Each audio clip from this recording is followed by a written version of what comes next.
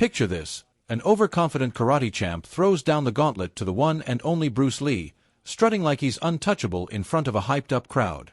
But hold on tight, because what goes down in that first round? Total shock, instant regret, and a masterclass in humility that'll leave you speechless. We're diving deep into the epic clash where Scott Talbot's ego meets Bruce's unbreakable flow, turning a bold challenge into a life-changing wake-up call. Buckle up for a story of arrogance shattered, skills redefined, and the true essence of martial arts revealed, right here, right now. If you're hooked on these mind-blowing tales of real-life triumphs, epic fails, and lessons that hit hard, smash that subscribe button to Life Experience and join the squad. Don't forget to drop a like on this video and ring the bell so you never miss out on the next adrenaline-pumping story. Let's build this community together. Your thoughts in the comments fuel the fire.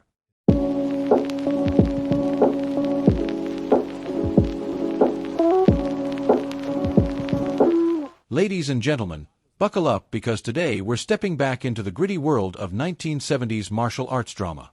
Imagine the scene. An arrogant karate champion boldly calls out Bruce Lee right in front of a packed, buzzing crowd.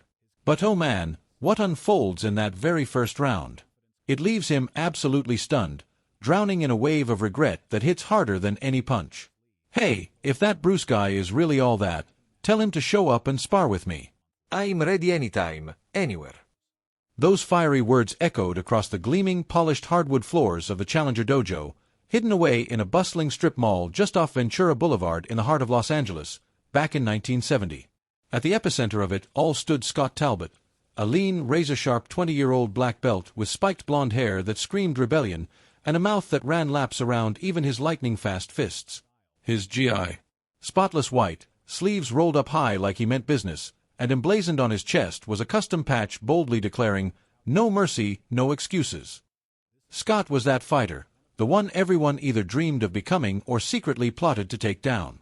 He'd earned his black belt in under 3 grueling years, honing his skills under the legendary Sensei Yamamoto and stacking up a dozen tournament victories in just the last 6 months.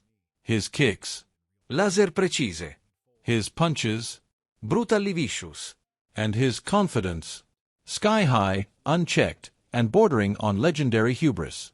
But here's where the plot thickens. Lately, Scott's spotlight was starting to feel a bit crowded. The name Bruce Lee was spreading like wildfire, popping up in movie magazines, martial arts glossies, and even those cheesy daytime talk shows. Clips of him unleashing those mind-bending 1-inch punches and flowing like liquid grace were making the rounds in Chinatown theaters and underground fight circles. Some folks hailed him as the future of martial arts. Others whispered he was straight-up unbeatable. But Scott, nah, he wasn't buying any of it. "I've seen the footage," he sneered, glancing over at a grainy TV screen flickering in the dojo's corner. On it, Bruce was cool as ice, explaining Jeet Kune, not as some rigid style, but a fluid concept, like water adapting without form. That fancy stuff. It won't hold up in a real scrap. Looks killer on camera, sure, but out here in the real world? He'd crumble. This ain't Hollywood, folks. Then, one of the younger students, a wide-eyed, nervous teen named Mikey, piped up, his voice trembling a bit. But didn't he train with actual masters? And hasn't he taken down guys twice his size? Scott just smirked, that cocky grin spreading wide. Olipe, kid. Stories get blown out of proportion. Put a guy like that in the ring with someone like me, someone who's bled in real combat, and he'd fold before the first round even heats up. And that's when he dropped the bomb, loud and clear, with zero filter. "If Bruce Lee's really the legend they say he is, tell him to come find me. I'll show him what a true black belt looks like." Pure, unadulterated arrogance, dripping with challenge. But words like that, they don't stay locked in dojo walls for long. A visiting Muay Thai coach from Long Beach caught wind of it and whispered it to a Wing Chun instructor down in Chinatown. Boom, within 3 short days, the challenge ignited and spread across the city like a lit match tossed into bone-dry grass. And on day 4? Drama knocks at the door. A mysterious stranger strolls into the dojo mid-evening drills. He's small-framed, a bit older, rocking a simple brown mandarin-collared shirt. He bows deeply, pure respect, and hands Sensei Yamamoto a sealed envelope. No chit-chat, just the message. The whole place falls silent as Yamamoto cracks it open, his eyes darting across the page, brows arching in surprise. Then, he locks eyes with Scott. "It's from Bruce Lee," he says, calm as ever. Scott bolts upright, his heartbeat thundering in his neck like a war drum. He wrote back. Yamamoto nods. He accepts your challenge, but on his terms. A ripple of hushed excitement sweeps through the students. Mikey leans in, eyes wide. "What terms?" Yamamoto reads it aloud. "No press, no students, no audience. A private sparring session at the Pasadena Martial Club. 3 rounds. Controlled contact only. No winners, no losers, just clarity." Scott scoffs, trying to play it cool. So he's dodging the cameras? Scared to tarnish that shiny Hollywood rep. Yamamoto stays silent, but his quiet stare speaks volumes. Scott snatches the paper, eyeing the details. An address, a date, July 29th, 1 week out. Time, 10 di mattina sharp. "I'll be there," Scott declares, folding it away. "And I won't hold back one bit." But as the days tick by, something subtle starts to shift in the air. Despite all of Scott's bravado, the dojo's vibe turns heavy, almost electric with tension. His sparring partners get cautious, pulling punches. Sensei Yamamoto grows distant, like he's holding back words of warning. Whispers ripple through the martial arts community. Bruce isn't just some screen star with flashy moves. He's got real, deadly technique, precision that could cut like a blade, and a style so unpredictable it laughs at karate's strict rules. One humid evening, as Scott hammers reverse punches into a heavy bag, sweat flying, Yamamoto finally breaks the silence. "Bruce Lee isn't your enemy," he says cryptically. Scott wipes his brow, panting. "He's just another guy." "Maybe," Yamamoto replies, "but some men are forged in fires you can't even imagine." That night, sleep evades Scott like a slippery opponent. He dives into every Bruce Lee clip he can hunt down, slowing frames, dissecting stances, breathing patterns. But it's futile. Bruce doesn't fight like anyone Scott's ever faced. No obvious tells, no predictable patterns, just pure, effortless flow.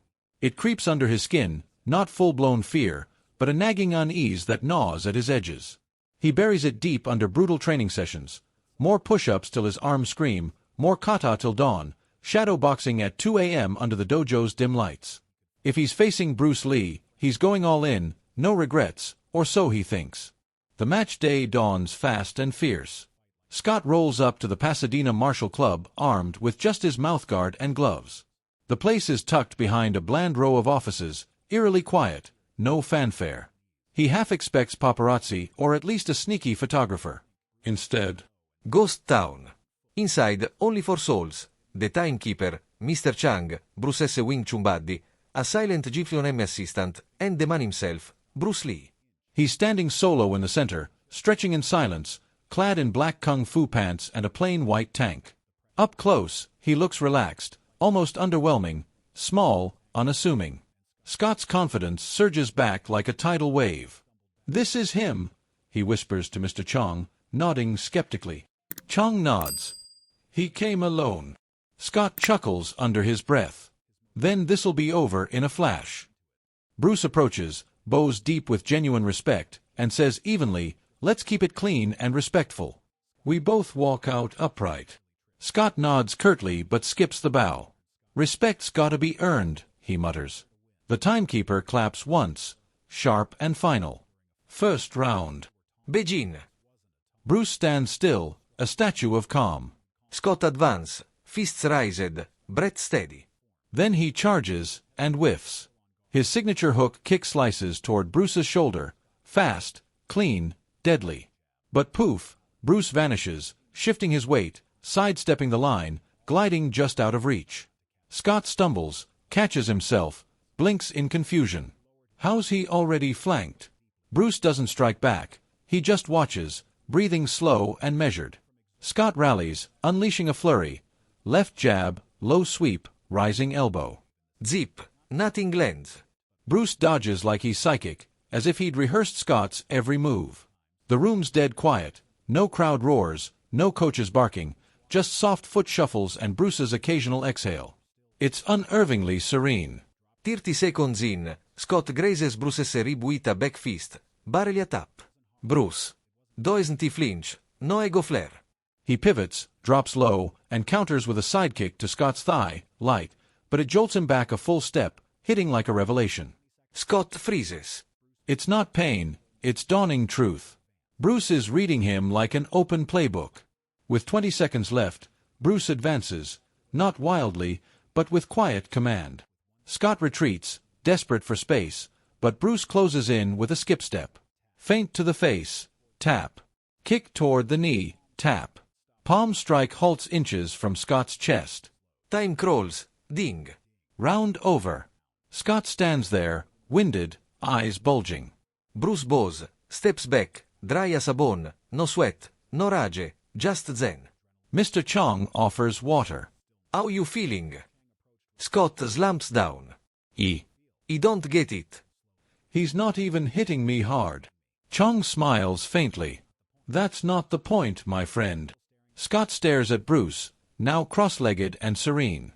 For the first time in his hotshot career, Scott realizes he's not battling a man, he's battling his own illusions. Round 2, Scott's supposed comeback. He rises, adjusts his GI, cracks knuckles, and this time? He bows. Deep, real, intentional. Bruce nods in acknowledgement. Clap. Begin. Scott holds back, waiting. Bruce glides forward, body loose, rhythmic like waves. Then, bam, he explodes. A jab feint to the shoulder draws a block, but it's a setup. In a flash, Bruce dips, sweeps Scott's lead foot with a crescent leg, not to topple, but to stagger. As Scott teeters, Bruce rises with a fingertip jab stopping an inch from his eye. Chills race down Scott's spine. One wrong move, and Bruce could have ended it.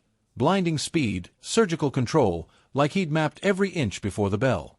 Scott gasps, resets, heart pounding, muscles jittery. He spins into his go-to-back kick, perfected over years. Bruce doesn't evade. He steps in, tapping the leg mid-spin to throw off the rotation. Scott lands awkward, nearly tripping. Then Bruce drops the hammer, not with fists, but words. You're not here to win. You're here to learn. Scott halts cold. Talking mid-fight. Unheard of, unless it's trash talk. But this. Pure wisdom. Bruce continues, unflappable. You're strong, fast, but you're trapped. Stuck in rigid forms, bad habits. Scott guards up, hesitant.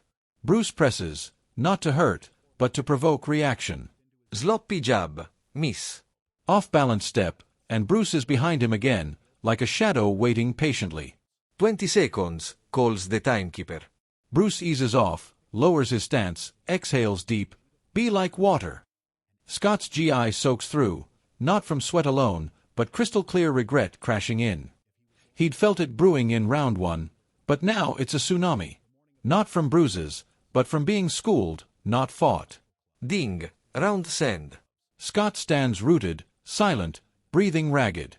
Bruce extends a hand. You're not weak, but you're still full. Scott puzzles. Chong clarifies. Bruce always says, an empty cup can be filled, but you showed up with yours overflowing. Scott nods, the weight sinking in. He doesn't need round 3. Doesn't he want it?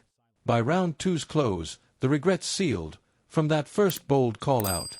Not for getting pummeled, but for not grasping what he'd invited, a quest for validation, trophies, fame. Instead, Bruce delivered silence, insight, and skill so pristine it reset Scott to rookie status. Bruce signals Chong, we're done. No protest from Scott. He bows lower than ever, eyes down, and steps off the mat.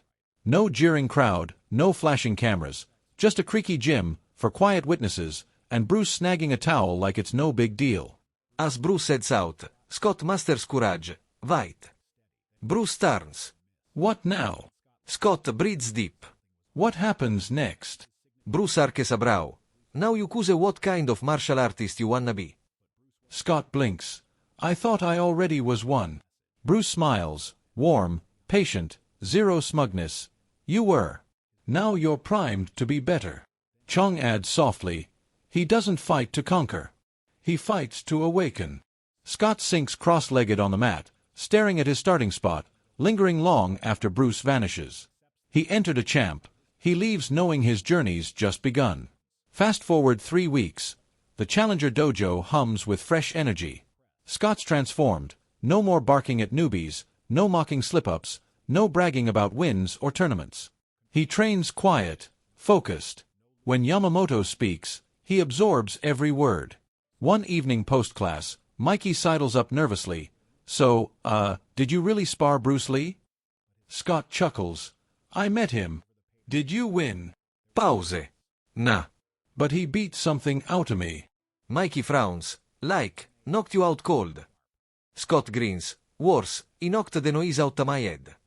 Yamamoto, overhearing, Kimesin, Scott learned fighting versus understanding. Most folks never do. Later that night, solo in the dojo, Scott faces the mirror for a kata, not rushed or sharp, but mindful. Pausing between moves, chasing awareness over perfection. His flow. Like water, not wildfire. Before locking up, he digs out that folded envelope from Bruce, rereads, no winner, no loser, only clarity. Grabbing a brush and ink, he scribes on paper, an empty cup is ready to be filled. Pins it above the mat, a mantra born from defeat. Years down the line, Scott launches his own spot, not Talbot Karate, but Empty Cup Martial Studio. Logo.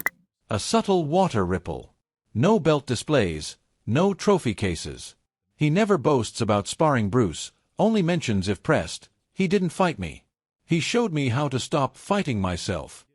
Tucked in the back, framed near his office, a faded black and white photo of that mat. 2 men in quiet intensity, no cheers, no KOs, just a pivotal lesson that flipped everything. So, what do you think, viewers? Can confidence tip over into straight-up arrogance? Drop your takes in the comments below. We love hearing from you.